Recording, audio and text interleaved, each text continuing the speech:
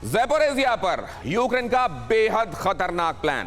Dnieper नदी के किनारे यूक्रेनी फौज का जमावड़ा बढ़ा। नदी के रास्ते ज़ैपोरिज़िया तक पहुंचने की रणनीति। यूक्रेन ने पश्चिम के घातक हथियार भी तैनात किए।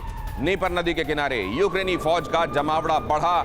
यहां ज़ैपोरिज़िया में भी जंग और तेज होती जा रही है और दुनिया इसलिए सांसें थामे हुई है क्योंकि ये यूरोप का सबसे बड़ा न्यूक्लियर पावर प्लांट भी अपने यहां ज़ैपोरिज़िया में ही रखता है। और ये अगर यहां ये जंग बढ़ती जा रही है और नीपर नदी के जरिए अब इस जंग को एक दूसरे मुकाम में ले जाने की कोशिश है तो ये कहां जा सकता है मामला आप जानते हैं। अगली अहम खबर देखिए, ज़ैपोरिज़िया को लेकर रूस की टेंशन बढ़ी। नीपर नदी के घटते जल स्तर से खतरा और ज्यादा बढ़ा। नदी के रास्ते ज़ैपोरिज़िया पहुंच सकते हैं यूक्रेनी सैनिक। ज़ैपोरिज़िया को बचा पाना रूस के लिए बड़ी चुनौती। यहां पर आप जानते हैं कि वॉरफेयर में ये जो जियोग्राफिकल हर्डल्स होते हैं ये कई बार किसी के लिए एडवांटेज होते हैं और कई बार किसी के लिए डिसएडवांटेज।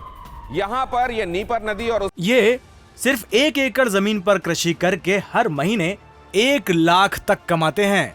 इनसे सीखना है तो फ्रीडम ऐप को अभी डाउनलोड कीजिए। इसमें बारिश के बाद बढ़ा हुआ जल स्तर, अभी ठंड तक तो ये समझा जा रहा था कि रशिया के लिए कारगर साबित हो रहा है क्योंकि यूक्रेन को उस पार से इस पार आकर रशिया को पीछे खदेड़ना उसके लिए थोड़ा मुश्किल हो रहा था। लेकिन अब ये घटता जल स्तर आने वाले दिनों में रशिया के लिए प्रॉब्लम हो सकती है। अगली अहम खबर की तरफ आपको ले चलता हूं। पूर्वी और दक्षिणी यूक्रेन पर रूस का घातक प्लान। रूस तैनात कर सकता है सोवियत काल के कामिकाज़ी ड्रोन Tu-300 फॉर्चून कामिकाज़ी ड्रोन की हो सकती है तैनाती। पश्चिमी डिफेंस सिस्टम से निपटने में Tu-300 माहिर। जो एयर डिफेंस सिस्टम है वो वैसे भी ड्रोन को पकड़ने में आप जानते हैं कि उतने कारगर नहीं, और ऐसे में Tu-300 के बारे में कहा जाता है कि वेस्टर्न डिफेंस सिस्टम जो भी एंटी ड्रोन टेक्नोलॉजी भी डिप्लॉय की गई है उससे निपटने में खासा सक्षम।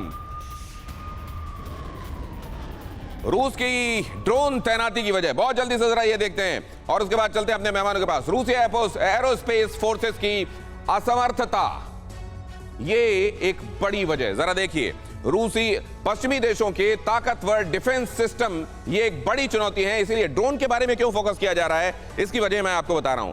पश्चिमी देशों के पास ताकतवर एयर डिफेंस सिस्टम, नीपर के पास के इलाकों में लड़ाई और तेज हो गई है और वहां पर जिस तरीके का वहां भूगोल है, जिस तरीके का टेरेन है वहां ये बड़ा आवश्यक है ड्रोन का इस्तेमाल किया जाना।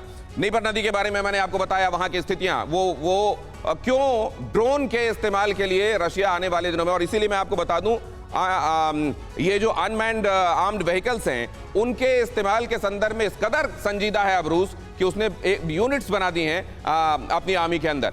नदी पार करके यूक्रेनी सैनिक ज़ैपोरिज़िया तक पहुंच रहे हैं और ऐसे में रूस यहां सोवियत काल के ड्रोन तैनात कर सकता है और ड्रोन के जरिए यहां समझा जा रहा है कि रूस अपनी पोजीशन को और स्ट्रेंथन कर सकता है। अब जरा देखिए Tu-300 पोर्शन के बारे में खास तौर से क्यों बातें की जा रही हैं।